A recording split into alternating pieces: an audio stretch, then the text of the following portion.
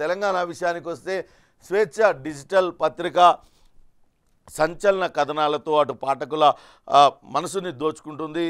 మొదటి రోజు నుంచి ప్రచురణ మొదలైన మొదటి రోజు నుంచి కూడా గత ప్రభుత్వం చేసిన అక్రమాలను అన్నింటినీ కూడా వెలుగులోకి తెస్తూ అనేక సంచలన కథనాలను ఇస్తుంది. అటు కాళేశ్వరం ప్రాజెక్టు కావచ్చు, ఫోన్ ట్యాపింగ్ వ్యవహారంలో ఏమేం జరుగుతుంది, ఆ భూములను ఏ రకంగా కొల్లగొట్టారు అనే కథనాలను, ఎక్స్క్లూజివ్ కథనాలను స్వేచ్ఛ డిజిటల్ పత్రిక ఇస్తుంది. ఈరోజు కనుక మనం చూసినట్లయితే ఆ ట్యాపింగ్ వ్యవహారం అటు తెలంగాణ రాష్ట్రంలో కలకలం రేపుతుంది. రోజుకో కొత్త పేరు తెర మీదకి వస్తుంది. ఇప్పటికే ఈ కేసులో కీలకమైన వ్యక్తి ప్రభాకర్ రావు, ఆయన దుబాయ్లో ఉన్నారు. ఆయన అక్కడి నుంచే మంత్రాంగాన్ని కొనసాగిస్తున్నారు, రాజీ రాగాలు పాడుతున్నారనే వార్తను ముఖ్యమైన వార్తగా ఇచ్చారు. దుబాయ్ నుంచి ప్రభాకర్ రావు రాజీ ప్రయత్నాలు చేస్తున్నారు. దారులన్నీ మూసుకుపోయాయి. ఇప్పటికే ఇక్కడున్న అధికారులతో ఆయన మాట్లాడే ప్రయత్నం చేశారు. మీరు ఏదైనా ఉంటే అఫీషియల్గా ఈమెయిల్ చేయండి అంటూ ఇక్కడ ఉన్న అధికారులు చెప్పారు. తాము ఈ దశలో ఏమీ చేయలేమంటూ చెప్పారు. కానీ చివరి ప్రయత్నంగా మాజీ రాజ్యసభ సభ్యుడు, ఉమ్మడి ఆంధ్రప్రదేశ్లో ముఖ్యమంత్రిగా అత్యంత సన్నిహితంగా ఉన్న ఒక నాయకుడిని పట్టుకున్నారు. ఆయన కూడా ఈయన సామాజిక వర్గానికి సంబంధించిన వాళ్ళే, పక్క రాష్ట్రానికి సంబంధించిన నాయకుడు. ఆ నాయకుడితో ప్రస్తుతం కాంగ్రెస్ హైకమాండ్ ద్వారా ఇక్కడ ముఖ్యమంత్రికి చెప్పించుకొని ఏదో ఒక రాజీ చేసుకునే ప్రయత్నాలు దుబాయ్ నుంచే ప్రభాకర్ రావు చేస్తున్నారనే వార్తను ముఖ్యమైన వార్తగా ఇచ్చారు. పక్క రాష్ట్ర నాయకుడిని నమ్ముకుని మంతనాలు చేస్తున్నారు, ఎవరు పట్టించుకోవడం లేదంటూ గగ్గోలు పెడుతున్నారు, చేసిందంతా తన కోసం కాదంటూ అభ్యర్థిస్తున్నారు. పోలీసుల ముందు లొంగిపోయి అప్రూవర్ అవుతారా, పైరవీలు అంటూ పక్క దేశాల్లోనే తిరుగుతారా అంటూ చేస్తున్నారు. ప్రభాకర్ రావు కోసం పరేషాన్ అవుతున్న ఆ పక్క రాష్ట్రం నాయకుడు ఎవరు అంటూ కథనాన్ని ఇచ్చింది.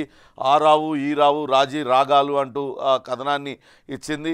అసలు ప్రభాకర్ రావు హైదరాబాద్ వచ్చే ఉద్దేశం ఉందా లేదా, విచారణ ఎదుర్కొంటారా లేదా, ఇప్పటికే వేణుగోపాలరావు కావచ్చు, రాధాకిషన్ రావు వీళ్ళందరూ కూడా ఇప్పటిదాకా విచారణ ఎదుర్కొన్న అందరూ పోలీసుల అధికారులు చెప్పింది ఒకటే పేరు, ప్రభాకర్ రావు చెప్పినట్లుగా తాము చేసాం.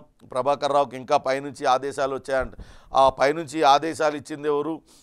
ఇంకా వీళ్ళు ఫోన్ ట్యాపింగే కాకుండా రకరకాలుగా వ్యాపారస్తుల్ని, పారిశ్రామికవేత్తల్ని అందరినీ బెదిరించి డబ్బులు వసూలు చేశారు. ఆ వసూలు చేసిన డబ్బులన్నీ కూడా ఎవరి ఆదేశాలతో వసూలు చేశారు, ఎవరికి అందజేశారు, ఎండ్ బెనిఫిషరీ ఎవరు అనేది కూడా తేల్చాల్సి ఉంది. ఇవన్నీ తేలాలంటే ప్రభాకర్ రావుని విచారించాలి. కానీ ప్రభాకర్ రావు చూస్తే దుబాయ్లోనే ఉండి ఏదో రకంగా ఈ కేసులో తాను రాజీ చేసుకోవాలని ప్రయత్నాలు కొనసాగిస్తున్నారనే సంచలన కథనాన్ని ఇచ్చింది. పక్క రాష్ట్రానికి సంబంధించిన నాయకుడు, అటు కాంగ్రెస్ హైకమాండ్ వద్ద పలుకుబడి ఉన్న నాయకుడిని పట్టుకున్నారు. సొంత సామాజిక వర్గం కావడంతో ఆయన కూడా హెల్ప్ చేయడానికి ముందుకు వచ్చారు అనే వార్తను ముఖ్యమైన వార్తగా ఇచ్చారు. ఇక ఆపరేషన్ గ్రేటర్ అధికారమే లక్ష్యం, అవిశ్వాసమే ఆయుధం. జీహెచ్ఎంసీ పట్టుపై కాంగ్రెస్ వ్యూహాలు రచిస్తుంది. ఇప్పటికే జీహెచ్ఎంసీ మేయర్ గద్వాల విజయలక్ష్మి అటు కాంగ్రెస్ పార్టీలో చేరారు. ఆమెతో పాటు మరికొంతమంది కార్పొరేటర్లు చేరడానికి రంగం సిద్ధం చేసుకున్న వాళ్ళను తర్వాత జాయిన్ అవుతారని తెలుస్తుంది. ఇప్పుడు 7 కార్పొరేషన్లు, హైదరాబాద్ చుట్టూతో ఉన్న 7 కార్పొరేషన్లతో పాటు 30 మున్సిపాలిటీల్లో పాగాకు రంగం సిద్ధమవుతుంది. నగరంలో 4 ఎంపీ సీట్లతో పాటు మేయర్ పీఠం పైన కాంగ్రెస్ పార్టీ కన్నువేసింది. ఇప్పటికే చాలా మున్సిపాలిటీలు, కార్పొరేషన్లు అన్నీ కూడా చేతికి చిక్కాయి. అటు కాంగ్రెస్ పార్టీలో వాళ్ళందరూ కూడా చేరారు. బయటకు వస్తున్న గులాబీ అసంతృప్తుల చేతనే అవిశ్వాస తీర్మానాలు పెట్టిస్తున్నారు. నెలాఖరులోగా మెజారిటీ స్థానిక సంస్థల్లో అటు పట్టుకు రూట్ మ్యాప్ని పెట్టుకుంది కాంగ్రెస్ పార్టీ అనే వార్తను ముఖ్యమైన వార్తగా ప్రచురించింది. మరో ముఖ్యమైన వార్త, నిన్న అటు ఇక్కడ ఐపీఎల్ మ్యాచ్ జరిగింది. ఐపీఎల్ మ్యాచ్ చాలా వివాదాస్పదంగా మారింది. అందులో 2 జట్లు తలపడ్డాయి. సన్ రైజర్స్ హైదరాబాద్ జట్టు విజయం సాధించింది. అయితే టికెట్ల గోల్మాల్ పైన పెద్ద ఎత్తున రగడ జరిగింది. టికెట్లన్నీ కూడా హెచ్సిఏ ఇష్టారాజ్యంగా అమ్ముకుంది, బ్లాక్లో టికెట్లు అమ్మారనే వార్తలు కలకలం రేపుతున్నాయి. నిన్న హెచ్సిఏకు కరెంట్ కట్ చేసింది విద్యుత్ శాఖ. కరెంట్ బకాయిలు విపరీతంగా పేరుకుపోవడంతో, మ్యాచ్ ఉండడంతో ఒక్కరోజు పాటు వాళ్ళకు కరెంట్ పునరుద్ధరించారు. చూడాలి హెచ్సిఏ ఎటువంటి నిర్ణయాలు తీసుకుంటుంది. రాబోయే రోజుల్లో మరికొన్ని మ్యాచ్లు ఇక్కడ జరుగుతాయి. అవేవి కూడా ఇట్లాంటి వివాదాస్పదం కాకుండా పారదర్శకంగా ఈ మ్యాచ్ల నిర్వహణ జరగాలంటూ అటు క్రీడాభిమానులందరూ కూడా కోరుకుంటున్నారు. నిన్న టికెట్ల కోసం నిజంగా కూడా చాలామంది బ్లాక్లో కొనాల్సిన పరిస్థితి. 4,000 రూపాయల టికెట్ 35,000 40,000 రూపాయలు పెట్టి కూడా కొన్నారు. ఇంకా ఎస్ఓటీ పోలీసులు కావచ్చు, టాస్క్ ఫోర్స్ పోలీసులు ఈ బ్లాక్లో టికెట్లు అమ్ముతున్న అనేక మందిని పట్టుకున్నారు. అందులో కాంప్లిమెంటరీ పాసులు కూడా అమ్ముతున్నట్లుగా అటు ఎస్ఓటీ అధికారుల దృష్టికి వచ్చింది. ఈ కాంప్లిమెంటరీలన్నీ కూడా ఎవరికి పంచారు, ఎవరు వీటిని బయటికి తీసుకొచ్చారు అనే దానిపైన విచారణ జరుగుతుంది. హెచ్సిఏ పాత్ర పైన చాలా ఆరోపణలు వస్తున్న నేపథ్యంలో దీనిపైన పూర్తి స్థాయి విచారణ జరగాలంటూ అటు క్రీడాభిమానులందరూ కూడా కోరుతున్న పరిస్థితి. ఇక ఈనాడు పత్రిక కనుక చూసినట్లయితే అటు నిన్న జరిగిన మేనిఫెస్టో విడుదలకు సంబంధించిన వార్త ముఖ్యమైన వార్తగా ఇచ్చారు. అలానే నిన్న కేసీఆర్, బీఆర్ఎస్ అధినేత కేసీఆర్ కరీంనగర్లో పర్యటించారు. కొన్ని పంటలు ఎండిపోతున్న దగ్గరికి వెళ్ళి ఆయన అక్కడ రైతుల్ని పరామర్శించారు. సిరిసిల్ల జిల్లా బోయినపల్లి వద్ద రైతులతో కేసీఆర్ మాట్లాడారు. త్వరలోనే ఈ ప్రభుత్వం భరతం పడతాం, రాష్ట్రం రణరంగమైన మేము పోరాటాలకు సిద్ధం, ప్రజలకు ఎగనామం పెట్టిన సర్కారు ఇది, పాలకుల చేతగానితనం వల్లే కాళేశ్వరం జలాలు ఎత్తిపోయలేదు, ఈ ముఖ్యమంత్రితో కాకుంటే నేనే కుర్చీ వేసుకొని కూర్చొని మోటార్లను నడిపించి నీరందిస్తా, త్వరలో 50 మంది రైతులతో మేడిగడ్డ వెళ్తా. మాజీ ముఖ్యమంత్రి కేసీఆర్ కరీంనగర్, సిరిసిల్ల జిల్లాల్లో ఆయన పంటలు పరిశీలించారు. చాలా సరళమైన భాష, చాలా అద్భుతమైన భాషతో నిన్నంతా కూడా విమర్శలు చేశారు. గతంలో ముఖ్యమంత్రి ఒక మాట అంటే ఇదా ముఖ్యమంత్రులు మాట్లాడాల్సిన మాట అంటూ ఆవేదన వ్యక్తం చేసి ఆక్రోశించిన కేసీఆర్ మాజీ ముఖ్యమంత్రి నిన్న అత్యద్భుతమైన భాషా ప్రయోగాన్ని ఆయన చేశారు. అక్కడి నుంచి ఆయన ఏ రకమైన భాషను వాడారనేది మనం మళ్ళీ చూద్దాం. ప్రస్తుతం మరో ముఖ్యమైన వార్త, జైల్లో కవితను విచారించడానికి సిబిఐ అనుమతి కోరింది. రౌస్ అవెన్యూ కోర్టులో అందుకు పిటిషన్ దాఖలు చేసింది. అటు ప్రస్తుతం తిహార్ జైల్లో ఇప్పటికే అటు ఈడీ అరెస్ట్ చేసింది. తిహార్ జైల్లో కవిత ఉన్నారు. ఆమెను సిబిఐ కూడా విచారించడానికి అందులో కోర్టులో పిటిషన్ దాఖలు చేసుకున్నారు. కోర్టులో అనుమతి ఇచ్చిన తర్వాత ఆమెను విచారించే అవకాశం ఉంటుంది. 100 కోట్ల రూపాయలు ఏ రకంగా లంచాలు ఇచ్చారు ఏంటి అనే దానిపైన ఆమెను విచారించే అవకాశం ఉంటుంది. ఇక ఆంధ్రజ్యోతి కనుక వచ్చినట్లయితే గద్దలెక్క వాళ్తా నిన్న అటు కేసీఆర్ చేసిన వ్యాఖ్యలకు సంబంధించిన వార్తే ముఖ్యమైన వార్తగా ఇచ్చారు. ఇక మాది సైద్ధాంతిక పోరాటం అంటూ అటు కాంగ్రెస్ పార్టీ తుక్కుగూడ సభకు సంబంధించిన వేదిక సభా ప్రాంగణానికి సంబంధించిన వార్తను ఇచ్చారు. తుక్కుగూడలో నేడు జనజాతర సభ నిర్వహించనున్నారు. ఇక్కడ అటు రాహుల్ గాంధీ, ప్రియాంక గాంధీ పాల్గొంటారు. ఇతర ఏఐసిసి అగ్రనేతలందరూ కూడా పాల్గొంటారు. 10 లక్షలకి పైగా జన సమీకరణ చేయడం ద్వారా తమ బలాన్ని చాటాలంటూ కాంగ్రెస్ పార్టీ భావిస్తుంది. ఇప్పటికే ముఖ్యమంత్రి రేవంత్ రెడ్డి 2 సార్లు స్వయంగా సభాస్థలికి వెళ్ళి అక్కడ ఏర్పాట్లన్నింటినీ కూడా పరిశీలించారు. ఇతర మంత్రులు బట్టి విక్రమార్క, ఉప ముఖ్యమంత్రి శ్రీధర్ బాబు అందరూ కూడా అక్కడికి వెళ్ళారు.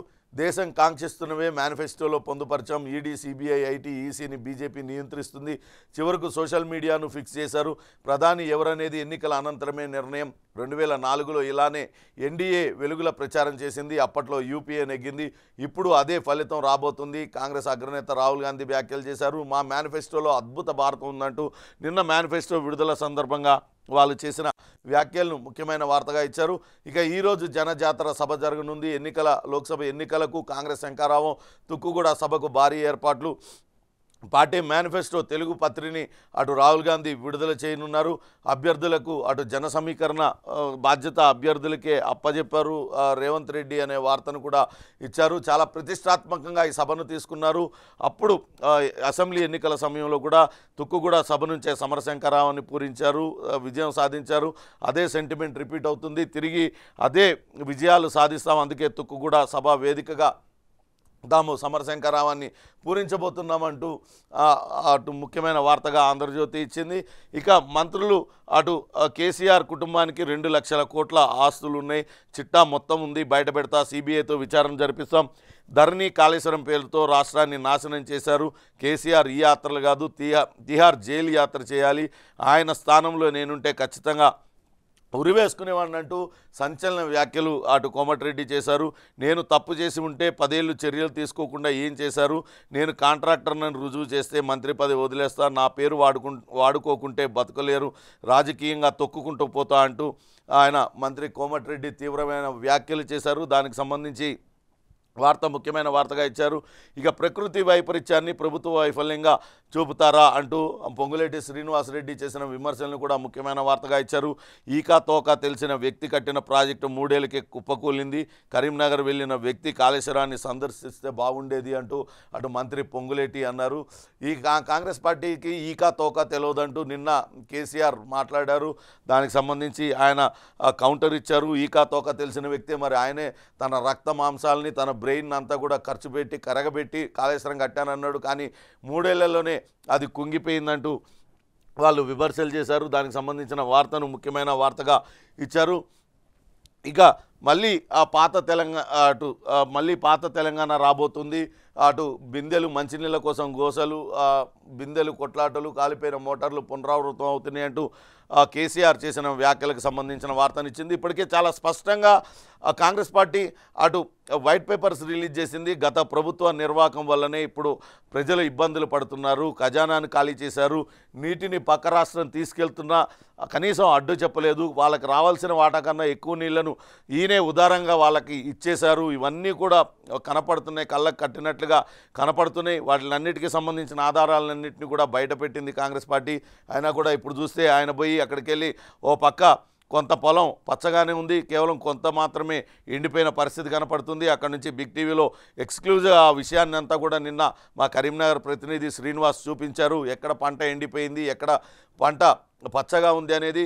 కానీ కావాలని అక్కడికి వెళ్ళి ఎండిపోయిన చోటకు వెళ్ళి ఒక డ్రామా క్రియేట్ చేసే విధంగా అటు కేసీఆర్ చేశారనే విమర్శలు వెల్లువెత్తుతూ ఉన్నాయి. దానికి సంబంధించిన వార్తను ముఖ్యమైన వార్తగా ఇచ్చారు. ఇక తెలుగు తరం టెలివిజన్ వ్యాఖ్యాత శాంతి స్వరూప్ నిన్న ఆయన అనారోగ్య కారణాలతో మృతి చెందారు. ఆయన మృతికి అటు ముఖ్యమంత్రి రేవంత్ రెడ్డి సహా నేతలందరూ కూడా తీవ్ర సంతాపాన్ని వ్యక్తం చేశారు. ఆయన DD1లో ఆయన 83 నుంచి ఆయన యాంకర్గా కొనసాగారు. మొదటి తరం న్యూస్ రీడర్ ఆయన. మొదటగా ఆకాశవాణిలో పనిచేశారు. DD1 తన కార్యకలాపాలను హైదరాబాద్లో 73లో ప్రారంభించే 76లో ఆయన DD1లోకి వచ్చారు. కానీ మొదటి బులెటిన్ మాత్రం ఎన్టీఆర్ ముఖ్యమంత్రి అయిన తర్వాత బాలల దినోత్సవం రోజున మొదటి వార్తా బులెటిన్ను DD రిలీజ్ చేసింది. దూరదర్శన్ ఆ రోజు వార్తలు మొట్టమొదటిసారిగా వార్తలను చదివింది శాంతి స్వరూపే. ఆ రోజు LB స్టేడియంలో ముఖ్యమంత్రి ఎన్టీఆర్, దివంగత ముఖ్యమంత్రి ఎన్టీఆర్ ఆధ్వర్యంలో అటు నవంబర్ 14న జరిగిన ఒక కార్యక్రమం, బాలల కార్యక్రమానికి సంబంధించిన వార్తను ఆయన చదివారు. అప్పటి నుంచి కూడా దాదాపుగా 30 ఏళ్ల పాటు ఆయన న్యూస్ రీడర్గా కొనసాగారు. తర్వాత రిటైర్ అయిన తర్వాత 2011లో రిటైర్ అయిన తర్వాత ఆయన ఇంటికే పరిమితమయ్యారు. ఆయన 2 రోజుల క్రితం తీవ్ర అస్వస్థతకు గురి కావడంతో ఆయన ఆసుపత్రిలో చేర్పించారు. ఆయన చికిత్స పొందుతూ మృతి చెందారు. ఆయన అంత్యక్రియలు ఈరోజు జరిగే అవకాశం కనపడుతుంది. విదేశాల్లో ఉన్న వాళ్ళ కుటుంబ సభ్యులు వచ్చిన తర్వాత అంత్యక్రియలు నిర్వహించడానికి ఏర్పాట్లన్నీ కూడా చేసుకుంటున్నారనే వార్తను ముఖ్యమైన వార్తగా సాక్షి పత్రిక ఇచ్చింది. ఇక V6 వెలుగు కనుక చూసినట్లయితే ఇవాళ తుక్కుగూడ సభకు సంబంధించిన వార్తను ముఖ్యమైన వార్తగా ఇచ్చారు. తుక్కుగూడలో భారీ బహిరంగ సభ నిర్వహణకు అటు ఏర్పాట్లు చేస్తుంది కాంగ్రెస్ పార్టీ. తెలుగులో మేనిఫెస్టోను విడుదల చేస్తుంది అనే వార్తను ఇచ్చారు. ఇక కాంగ్రెస్ నిన్న విడుదల చేసిన మేనిఫెస్టోకి సంబంధించిన వార్తను ముఖ్యమైన వార్తగా ఇచ్చారు. మేనిఫెస్టోలో ఉన్న 5 ఏంటి గ్యారంటీలు అనే దానిపైన ముఖ్యమైన వార్తగా ఇచ్చారు. పెట్రోల్ ధరల తగ్గింపు, అలానే పేద మహిళలకు ఏటా ₹1,00,000 సాధం, MSP దానికి చట్టబద్ధత కల్పించడం, జాబ్ క్యాలెండర్, 30 లక్షల ఉద్యోగాల భర్తీ, కేంద్ర ఉద్యోగాల్లో మహిళలకు 50% కోటా, రిజర్వేషన్లపై 50% లిమిట్ ఎత్తివేట, EWSలో అన్ని కులాలకి కోటా, ఇవన్నీ కూడా గ్యారంటీలుగా కాంగ్రెస్ పార్టీ చెప్తూ ఉంది. దానికి సంబంధించి ఈరోజు తెలుగులో అటు తుక్కుగూడ సభా వేదిక పైన మేనిఫెస్టోను తెలుగు పత్రికని రిలీజ్ చేయనున్నారనే వార్తను V6 వెలుగు పత్రిక ఇచ్చింది. మరో ముఖ్యమైన వార్తగా అటు చేయాల్సింది ఇంకా ఉంది, 10 ఏళ్లలో మీరు చూసింది ట్రైలరేనంటూ మోడీ మాట్లాడారు. మనతో పెట్టుకుంటే శత్రు దేశంలోకి చొచ్చుకెళ్ళి దాడి చేస్తాం, పాక్పై కౌంటర్ అటాక్స్తో శత్రు దేశాలకు మనమేంటో తెలిసింది. కాంగ్రెస్ పాలనలో దేశ ఆర్థిక వ్యవస్థ చిన్నాభిన్నం, స్కాములతో ఆ పార్టీ దేశాన్ని లూటీ చేసిందంటూ ఫైర్ అయ్యారు. రాజస్థాన్లో నిన్న ఎన్నికల ప్రచారంలో మోడీ ఆయన పాల్గొన్నారు. ఆయనకు సంబంధించిన వార్తను ముఖ్యమైన వార్తగా V6 వెలుగు పత్రిక ప్రచురించింది. ఇక దిశ కనుక చూసినట్లయితే నిన్న ఉప్పల్ స్టేడియంలో మ్యాచ్ జరిగింది. ఆ మ్యాచ్కు కుటుంబ సమేతంగా ముఖ్యమంత్రి రేవంత్ రెడ్డి వెళ్ళారు. రేవంత్ రెడ్డితో పాటు సినీ నటుడు క్రికెట్ అభిమాని వెంకటేష్ కూడా చిత్రంలో ఉన్నారు. మనం క్లియర్గా చూడవచ్చు. హైదరాబాద్ ఆల్రౌండ్ షో అంటూ వార్తనిచ్చారు. ఉప్పల్ స్టేడియంలో CSK చెన్నై సూపర్ కింగ్స్ పైన హైదరాబాద్ విజయం సాధించింది. తక్కువ స్కోర్కే CSK పరిమితమైపోయింది. లక్ష్య ఛేదంలో మెరిసిన మార్క్రమ్ అభిషేక్ అంటూ వార్తనిచ్చింది. నిన్న ఉప్పల్ స్టేడియంలో IPL మ్యాచ్ జరిగింది. మ్యాచ్ ఎలా ఉన్నా అటు HCA అటు మ్యాచ్ నిర్వహణ పైన టికెట్ల పంపిణీ టికెట్ల అమ్మకాలపైన పెద్ద ఎత్తున విమర్శలు అయితే వచ్చాయి. HCA ఇప్పటికే కోట్ల రూపాయల విద్యుత్ బకాయిలు ఉన్నాయి. విద్యుత్ చెల్లించకుండా విద్యుత్ కట్ చేస్తామంటూ దాన్ని కట్ చేయడం, తిరిగి ఒక్కరోజు కోసం బతిలాడితే పునరుద్ధరించడం, టికెట్ల అమ్మకాలపైన పెద్ద ఎత్తున ఆరోపణలు రావడం, ఇవన్నీ కూడా కొంత పారదర్శకంగా చేసి ఉంటే అటు క్రీడాభిమానులు మరింతగా సంతోషించి ఉండేవాళ్ళు. నిన్నంతా కూడా హైదరాబాద్ ఉప్పల్ స్టేడియం అంతా కూడా క్రీడాభిమానుల కేరింతలతో హోరెత్తిపోయిందనే వార్తను ముఖ్యమైన వార్తగా ఇచ్చారు. ఇక కాంగ్రెస్లో కథనోత్సాహం. పార్టీ జైత్రయాత్రకు జన జాతర సభ నాంది. నేడు తుక్కుగూడలో 10 లక్షల మందితో ఏర్పాటు. అసెంబ్లీ ఎన్నికల్లో గెలుపునిచ్చిన వేదిక. లోక్సభకు సెంటిమెంట్గా అక్కడే రిపీట్. హాజరు కానున్న రాహుల్ ఖర్గే సీనియర్లు తెలంగాణ ప్రచారం ఇక్కడి నుంచే ప్రారంభించనున్నారు. జిల్లాల నుంచి భారీగా జన సమీకరణకు ప్లాన్ చేస్తున్నారు. 6 గ్యారంటీల అమలు సక్సెస్ పైన ఫోకస్ పెడుతున్నారనే వార్తనిచ్చారు. ఇప్పటికే రాబోయే పార్లమెంట్ ఎన్నికల్లో తెలంగాణలో ఉన్న 17 నియోజకవర్గాలలో 14 నియోజకవర్గాల్లో ఖచ్చితంగా గెలిచి తీరాల్సిందేనంటూ టార్గెట్గా విధించారు రేవంత్ రెడ్డి. ఇందుకు సంబంధించి ఇప్పటికే నేతలకు దిశానిర్దేశం చేశారు.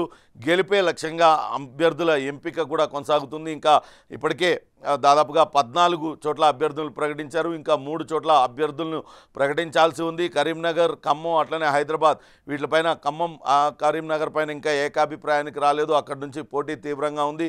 ఈ తుక్కుగూడ సభ జరిగిన తర్వాత అక్కడ అభ్యర్థుల్ని ప్రకటించే అవకాశం అయితే కనపడుతుంది. ఈ తుక్కుగూడ సభ వేదికపై నుంచే అటు సమరశంకరరావుని కాంగ్రెస్ పార్టీ పూరించనుంది. తెలుగులో అటు మేనిఫెస్టో పత్రికను విడుదల చేయడంతో పాటు ఈరోజు ఇక్కడ కాంగ్రెస్ పార్టీ గత శాసనసభ ఎన్నికల్లో ఇచ్చిన ఏవైతే 6 గ్యారంటీలు ఉన్నాయో 6 గ్యారంటీల్లో అన్నింటినీ అమలు చేశాం, వాటికి సంబంధించిన వివరాలను కూడా వెల్లడించనున్నారు. మొత్తం మీద అటు అభ్యర్థులకే బాధ్యతలు అప్పగించారు. జన సమీకరణకు సంబంధించి దానికి సంబంధించిన వార్తను ముఖ్యమైన వార్తగా దిశ పత్రిక ప్రచురించింది. ఇక నిన్న అక్కడ రైతుల్ని పరామర్శించడానికి మాజీ ముఖ్యమంత్రి కేసీఆర్ వెళ్ళారు. అక్కడ ట్యాపింగ్ నిజాలు బయట పెడతా, 2-3 రోజుల్లో క్లారిటీ ఇస్తా, చవట దద్దమ్ములు రాజ్యం వెళ్తున్నారు, సాగునీరిచ్చే సోయి ప్రభుత్వానికి లేదు, నిరోధులు అమ్ముకోమంటారా కుక్కల కొడకల్లారా. ఎన్నికల తర్వాత 10,000 మందితో కలిసి మేడిగడ్డకు. కరీంనగర్ పర్యటనలో కేసీఆర్ ఎండిన పంటల పరిశీలన అంటున్నారు. ఎన్నికల తర్వాత 10,000 మందితో మేడిగడ్డకు వెళ్తారంట. మేడిగడ్డ కుంగిపోయింది ఆయన అధికారంలో ఉన్నప్పుడే. అప్పుడు ఆ ప్రతిపక్షంలో ఉన్న కాంగ్రెస్ పార్టీ ఇతర నేతలు మేడిగడ్డ పరిశీలనకు వెళ్తామంటే అడ్డుకున్నారు. ఇటీవలనే ఈ బ్యాచ్ అంతా కూడా పోయి మేడిగడ్డకు బీఆర్ఎస్ నేతలందరూ కూడా పోయి వచ్చారు. ఆయన నల్గొండ సభలో అటు కాంగ్రెస్ నేతలందరూ వెళ్తే ఏం పీకనీకి వెళ్ళారని వ్యాఖ్యలు మాజీ ముఖ్యమంత్రి కేసీఆర్ చేశారు. తర్వాత బీఆర్ఎస్ నేతలు అక్కడికి వెళ్ళారు. మరి అదే ప్రశ్న రిపీట్ అవుతుంది వాళ్ళకు కూడా. కేసీఆర్ నల్గొండ సభలో చేసిన సభ ఇప్పుడు ఈయన 10,000 మందితో వెళ్తానంటున్నారు. సేమ్ అదే ప్రశ్న ఆయనకు కూడా రిపీట్ అవుతుంది. తాను మెదడును కరగబెట్టి మరి డిజైన్ గీశానన్నారు. 3 ఏళ్లకే అది కుంగిపోయింది, పనికి రాకుండా పోయింది. నేషనల్ డ్యామ్ సేఫ్టీ అధికారులు, ఇతర నిపుణులైన ఇంజనీర్లు, అన్ని విభాగాల వాళ్ళందరూ కూడా వచ్చి అక్కడ స్ట్రక్చరల్ లోపం, డిజైనింగ్ లోపం వల్లనే ఇదంతా కూడా జరిగిందంటే కూడా ఇంకా సమర్థించుకుంటూ పిచ్చి వాగుతూ ఇష్టం వచ్చినట్లుగా అటు కాంగ్రెస్ నేతలపైన ఈ రకమైన విమర్శలు చేయడం దిగజారుడుతనానికి నిదర్శనం. ఒక పక్క కుమార్తె లిక్కర్ స్కామ్లో జైల్లో ఉంది. అక్కడ ఢిల్లీ ప్రభుత్వాన్ని మొత్తం భ్రష్టు పట్టించింది. అవినీతి వ్యతిరేకంగా పోరాటం చేసిన అరవింద్ కేజ్రీవాల్ను కూడా అవినీతి మరక అంటేలా చేసింది. ఆమె స్వయంగా జైలు పాలైంది. మరి ఇక్కడ చూస్తేనేమో ట్యాపింగ్ వ్యవహారంలో మీ పేర్లే బయటకు వస్తున్నాయి, మీరు చేయమంటేనే చేసామంటూ అధికారులందరూ చెప్తున్నారు. మీకోసం పోలీస్ వాహనాల్లో డబ్బులు తరలించామంటూ చెప్తున్నారు. ఎన్నికల్లో అటు ప్రతిపక్ష పార్టీలు ప్రత్యర్థి పార్టీలపైన ఫోన్లు ట్యాపింగ్లు చేసి వాళ్ళు ఎవరెవరితో మాట్లాడుతున్నారో అన్నీ మీకే వివరాలు అందించామంటూ అధికారులందరూ చెప్తున్నారు. ఇప్పుడు ట్యాపింగ్ నిజాలు బయట పెడతా అంటున్నారు. ఏం ట్యాపింగ్ నిజాలు బయట పెడతారు? మీరు సొంత పార్టీ నేతలపైన ఎందుకు ట్యాపింగ్ చేపించారనేది బయట పెడతారా? బీజేపీ నేతలు కూడా మీపైన ఆరోపణలు చేస్తున్నారు, వాటికి సంబంధించిన వివరాలు బయట పెడతారా? లేకుంటే రైతులకు ఇప్పుడు అన్యాయం జరుగుతుందంటూ గగ్గోలు పెడుతున్నారు. గతంలో నీటి పంపిణీ మీరు చేసిన జల విధానాల వల్లనే ఇదంతా జరిగింది అంటూ కాంగ్రెస్ పార్టీ ఆధారాలతో సహా బయటపెట్టింది. దానిపైన మాట్లాడతారా? చర్చిద్దాం రండి. కాళేశ్వరం పైన అసెంబ్లీ 10 రోజుల పాటు జరిగింది. అసెంబ్లీకి వచ్చి మీరు చెప్పే వివరాలన్నీ చెప్పండి, ప్రజలందరూ కూడా చూస్తారంటే ఒక్కరోజు కూడా అసెంబ్లీకి రాలేదు, తన తుంటి శస్త్రచికిత్స జరిగిందని చెప్పి. కానీ కరీంనగర్లో సభ పెడతావు, నల్గొండలో సభ పెడతావు, ఇవన్నీ కూడా ప్రజలు గమనిస్తూనే ఉన్నారు. కేసీఆర్ అంటూ కాంగ్రెస్ నేతలు తీవ్రస్థాయిలో విమర్శలు చేస్తున్న పరిస్థితి అయితే ఉంది. చూద్దాం ట్యాపింగ్లో ఎవరి పేర్లు బయటకు వస్తాయి, నువ్వు బయటపెట్టే నిజాలేంటి. మేము అక్కడ విచారణ జరుగుతుంది, అందుకే మౌనంగా ఉన్నాం. విచారణలో పోలీసు అధికారులు వెల్లడిస్తున్న వాస్తవాలన్నీ కనుక ప్రజలకు తెలిస్తే మిమ్మల్ని రాళ్లతో కొట్టే రోజులు దగ్గరలోనే ఉన్నాయంటూ కాంగ్రెస్ పార్టీ నేతలందరూ కూడా తీవ్రస్థాయిలో విమర్శలు చేస్తున్నారు. ప్రజా సంఘాలు కూడా ఇదే రకమైన ఆరోపణలు చేస్తున్నాయి. గత ప్రభుత్వం నిర్బంధంగా వ్యవహరించింది, అందరిపైన ట్యాపింగ్లు చేసింది, అందరి ఫోన్లు ట్యాపింగ్లు చేసుకుంది, నిరంకుశ పాలన కొనసాగించింది. అందుకే ప్రజలు తీర్పునిచ్చారు, వాళ్ళను ప్రతిపక్షంలో కూర్చోబెట్టారు. కానీ ఆ ప్రజలు ఇచ్చిన తీర్పును జీర్ణించుకోలేక ఇలాంటి అవాకులు చెవాకులు పేలుతున్నారంటూ అటు అందరూ కూడా ప్రజా సంఘాలు కావచ్చు, ఇతర రాజకీయ పార్టీలన్నీ కూడా విమర్శిస్తున్న పరిస్థితి అయితే ఉంది.